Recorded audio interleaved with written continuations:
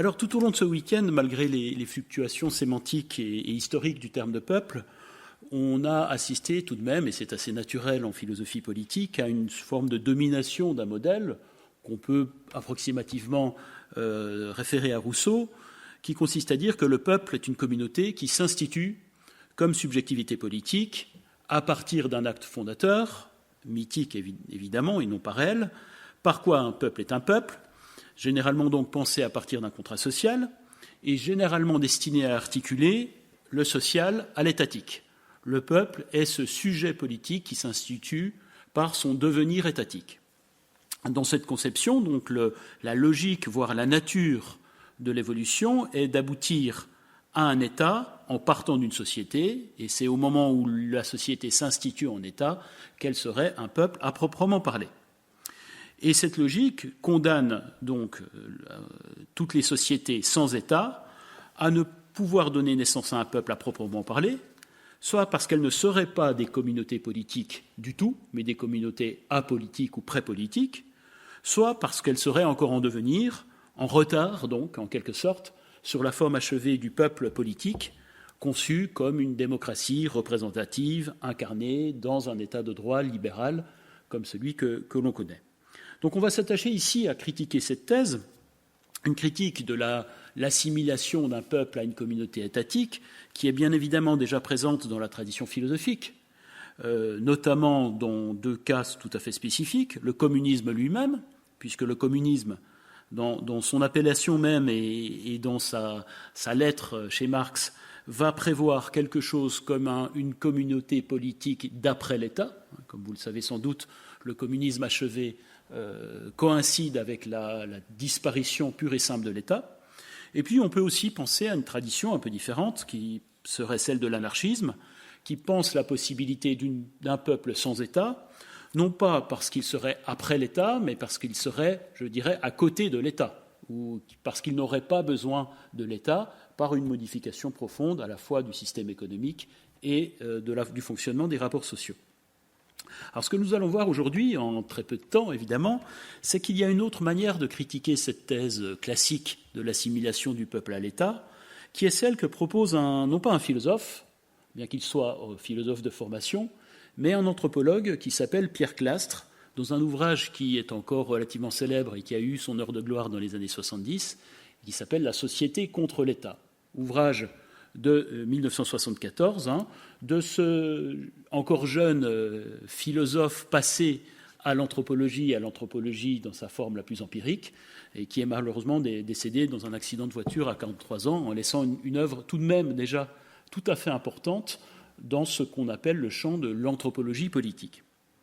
Donc on a ici une manière de critiquer l'assimilation du peuple à l'État qui va se faire par le fait même qu'il existerait, c'est la thèse centrale de Pierre Clastres, des sociétés non seulement sans État, mais des sociétés contre l'État. Et il ne pense pas du tout ces sociétés, c'est ce qu'on va voir tout de suite, comme en déficit de quelque chose qui devrait leur advenir, mais comme des sociétés qui se seraient constituées en peuple par le geste même en quoi elles refusent l'État. Donc des sociétés, non pas, vous le voyez, en défaut de quelque chose, mais positivement contre l'État. Alors pour établir cette thèse, on va parcourir rapidement cet ouvrage, eh bien il va le faire en 3 temps. Premier temps, une reformulation de ce qu'est la politique, qui consiste à dire qu'une communauté peut très bien être politique sans pour autant disposer d'un État.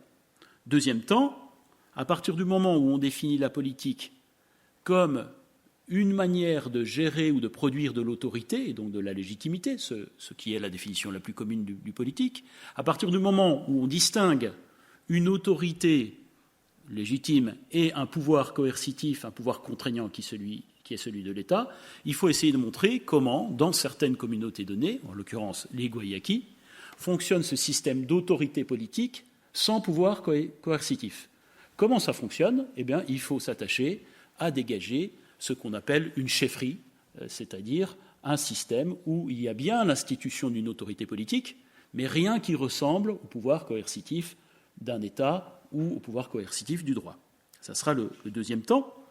Et enfin, troisième temps, Il s'agit de montrer que ces communautés politiques, ces peuples sans État, sont des peuples contre l'État, qui auraient pris, évidemment l'expression est un peu problématique, une sorte de décision sociologique à un moment donné, comme si toute communauté humaine à un moment donné se trouve devant l'alternative avec État, ou contre l'État. Qu'est-ce que l'on choisit ? Évidemment, pour les sociologues, le concept même de choix sociologique est assez maladroit, mais c'est l'expression que prend Clastres. Alors qu'est-ce que c'est une communauté politique sans État ? Le point de départ de Clastres, que je cite ici, est de dire « nous fonctionnons, nous occidentaux, avec une sorte d'évidence que l'on pourrait trouver sous sa forme exemplaire dans la fameuse définition de l'État qu'on trouve chez Max Weber, une institution politique qui revendique avec succès le monopole de la violence physique légitime. Donc, il y a politique quand il y a une institution qui, dans un territoire, dit « je suis la seule à pouvoir être coercitive », et que, en quelque sorte, la population croit qu'il y a légitimité de cette coercition. Eh bien, nous dit Pierre Clastres, certes, pour qu'il y ait politique, il faut qu'il y ait quelque chose comme une autorité qui soit considérée comme légitime par tous les membres de cette communauté, mais il n'est absolument pas évident que l'autorité se donne sous la forme d'un pouvoir contraignant. Donc il y a une distinction tout à fait importante entre autorité et pouvoir. Le pouvoir, c'est un peu flottant chez Clastres lui-même, mais le pouvoir étant généralement pensé sous sa forme classique aujourd'hui, celle qu'on a par exemple en France, c'est-à-dire un pouvoir de contrainte éventuellement relativement violente. Donc, avant de décréter que seule une société avec pouvoir coercitif est politique, il faut aller voir si on n'aurait pas des contre-exemples dans les faits. Et dans les faits, qu'est-ce qu'on constate ? Que de nombreuses sociétés amérindiennes, que Clastres connaît très bien puisqu'il y a vécu relativement longtemps, de nombreuses sociétés amérindiennes fonctionnent par l'institution de chefs dont l'autorité s'exerce absolument sans coercition et sans même une quelconque exigence d'obéissance. D'où l'alternative intellectuelle suivante, soit le concept de pouvoir comme coercition est adéquat et identifiable aux politiques en général, auquel cas les sociétés indiennes sont pré-politiques ou en attente de politique, soit il ne l'est pas, et il convient donc de définir différemment ce qu'on appelle politique. Et c'est ce qu'il va se faire ici dans un premier chapitre qui a un très beau titre qui s'appelle « Copernic et les sauvages ». Il s'agit de faire une révolution copernicienne à la manière kantienne pour essayer de reformuler ce qu'est la politique, mais en tenant compte, et c'est essentiel, de la réalité empirique. Il y a des sociétés humaines qui fonctionnent sans un pouvoir coercitif. Et vous voyez la logique de l'argument. Qu'est-ce que ça pourrait bien signifier que de dire ces sociétés sont pré-politiques, sont en attente de politique ? L'argument, vous le voyez immédiatement, souffre d'un ethnocentrisme massif. On se prend, nous, Européens, nous, Occidentaux, comme le modèle de ce que doit être la politique, c'est-à-dire un État coercitif, et on va considérer toute société humaine qui n'aurait pas cette forme-là comme en retard sur nous. Bon, l'argument est assez classique, mais évidemment, ici, il fonctionne tout à fait bien. Donc on va voir comment ça fonctionne, et pour voir comment ça fonctionne, eh bien, il faut étudier tout à fait tranquillement, en quelque sorte, en séjournant notamment longuement dans ces populations-là, le système d'une autorité sans contrainte coercitive.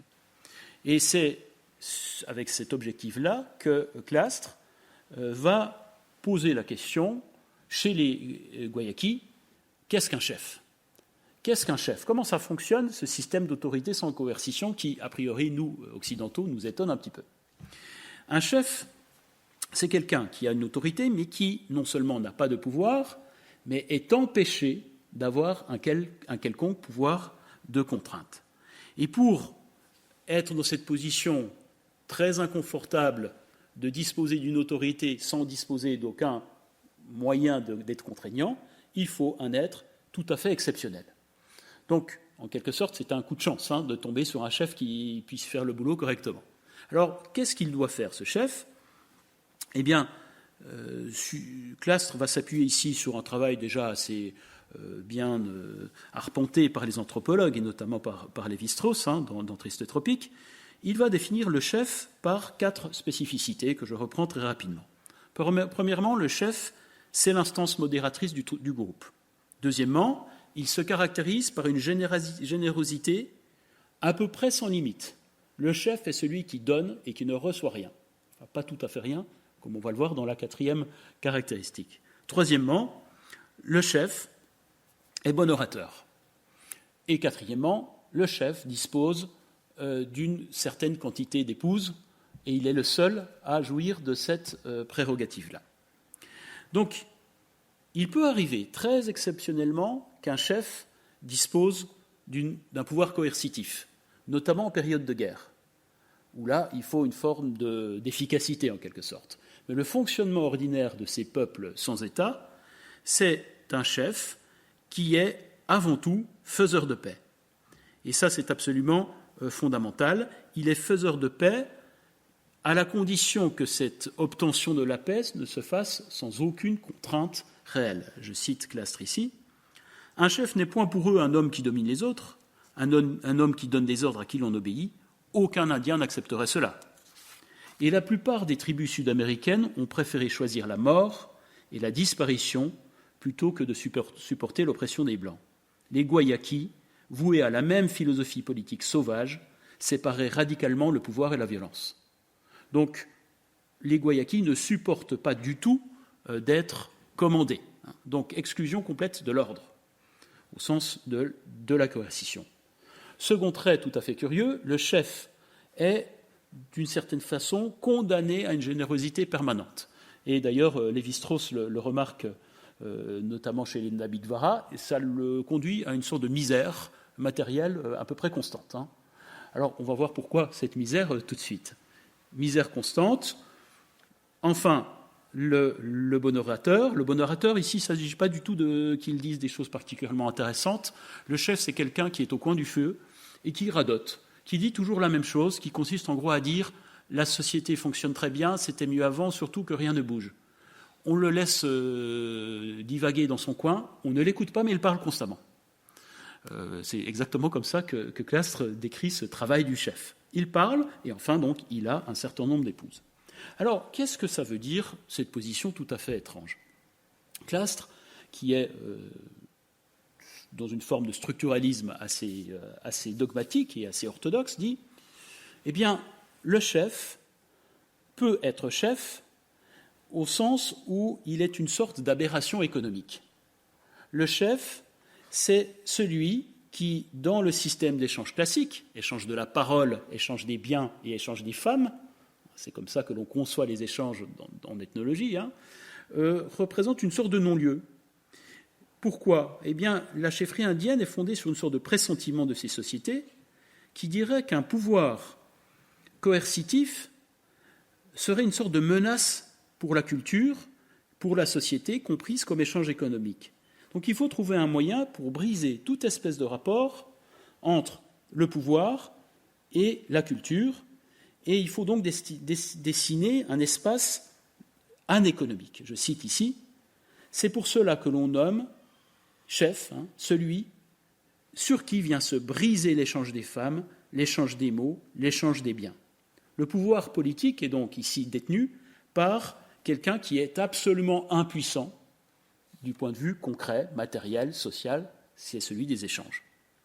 Donc l'exceptionnalité du chef lui garantit une forme d'autorité à la condition qu'il n'ait aucune espèce de pouvoir. Voilà comment ça marche. Et quand on lit la chronique des Indiens Guayaquis, qui est le texte pratique d'enquête technologique qui correspond à la société contre l'État comme texte théorique, on constate que ça marche. Alors, ça marche bien, ça marche pas bien, ça, c'est pas la question. Ça marche aussi bien ou aussi mal que n'importe quelle autre communauté politique. Et on en arrive donc au dernier point,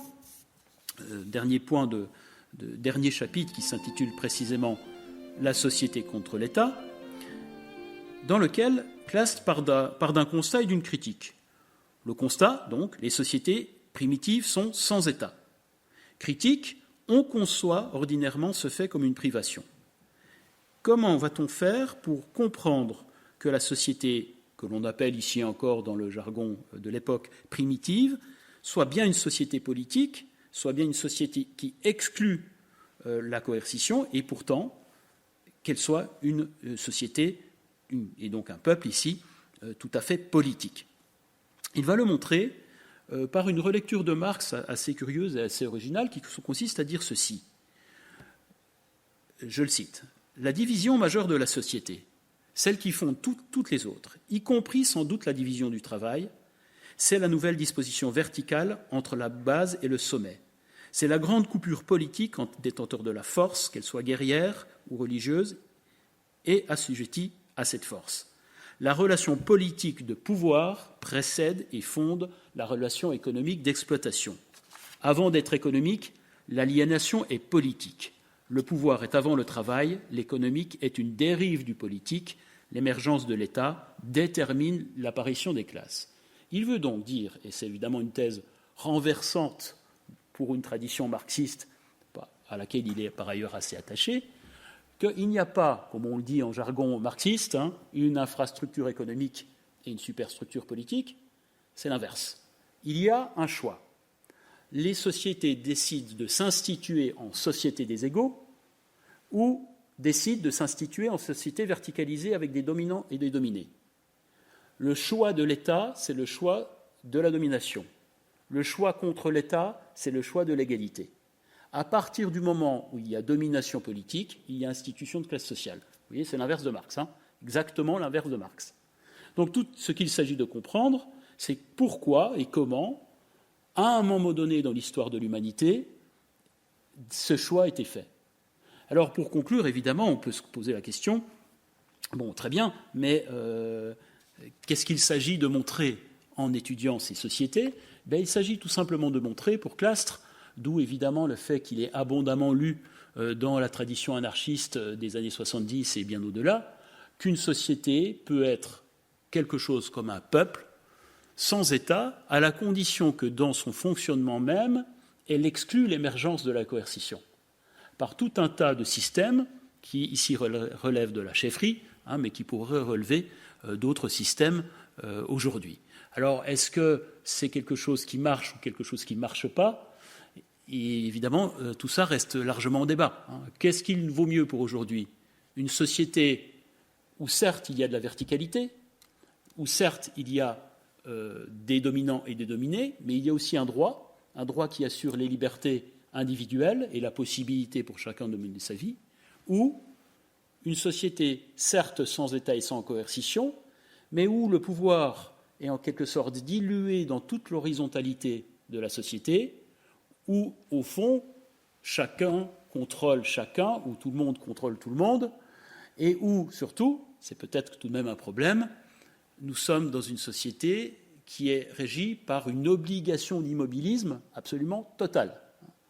Donc, voilà, qu'est-ce qu'on a à gagner là-dedans ? C'est, je pense, un des éléments tout à fait intéressants, et c'est la question qu'on peut se poser. Vaut-il mieux un peuple avec l'État, avec la charge de la domination et de la contrainte, mais avec des droits, ou un peuple sans État, qui certes est sans coercition explicite, mais on le sait depuis Foucault, la coercition est peut-être d'autant plus inquiétante qu'elle n'est pas explicite. Il vaut souvent mieux avoir un État contre qui se rebeller qu'un pouvoir horizontal qui nous contrôle sans qu'on remarque qu'il y ait pouvoir. Voilà, je me permets cette petite dimension critique, mais ce qui est intéressant, il me semble tout à fait fondamental dans l'exercice que mène Clastres et qui est absolument salutaire pour la philosophie, c'est, pour une fois, avec Clastres, on pose des questions philosophiques. Y a-t-il des sociétés contre l'État ou des sociétés sans État ? Mais on ne se contente pas de réfléchir à cette question en chambre ou en lisant quelques doctes ouvrages. On va voir si ça a été fait dans la réalité. Il se trouve que ça a existé. Reste à statuer sur le fait de savoir si cette expérience des Guayaquis est une expérience que l'on devrait poursuivre aujourd'hui ou laisser là où elle est, dans son Amazonie, en continuant de fonctionner comme nous fonctionnons depuis si longtemps, c'est-à-dire avec un État qui a beaucoup d'inconvénients, mais qui sans doute a un certain nombre aussi d'avantages. Voilà, merci.